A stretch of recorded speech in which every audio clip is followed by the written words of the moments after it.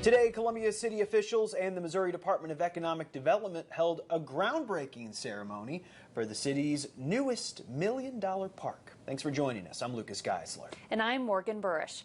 ABC 17's Isabella Roberts joins us live from Orr Street downtown, where the park is going to be built.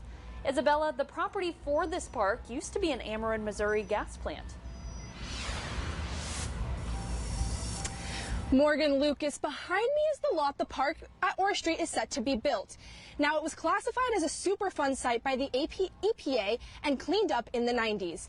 I spoke with Parks and Recreation Director Gabe Huffington, who tells me that all cleanup has happened and the park is safe to be built. Congratulations, Orr Street Park. Smile time. Today, Columbia City leaders held a groundbreaking ceremony at the lot at Orr Street and Park Avenue. Before the lot was purchased by the city for this project, it was a gas plant owned by Ameren and classified as a contaminated site by the EPA. It was cleaned up in the 90s, but the safety of the park's location has raised some concerns in the community. I spoke with Parks and Recreation Director Gabe Huffington at the ceremony, and he says the city has worked closely with the Missouri Department of Natural Resources to make sure the area is safe. They actually don't call it a brownfield site anymore, meaning that it is cleaned up to a point where we are allowed to be able to construct on it. And so that was part of our reassurance to be able to move forward with the work that we need to get done. Part of the funding for this project comes from the Department of Economic Development. The city got $1.25 million through the state's American Rescue Plan Act Community Revitalization Grant Program. Michelle Hadaway, Deputy Director of the DED, tells me why programs like this are important.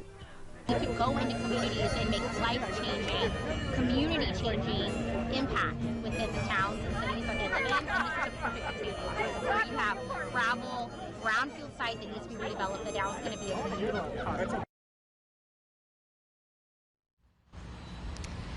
Now, I also spoke with Huffington, and he tells me that the park.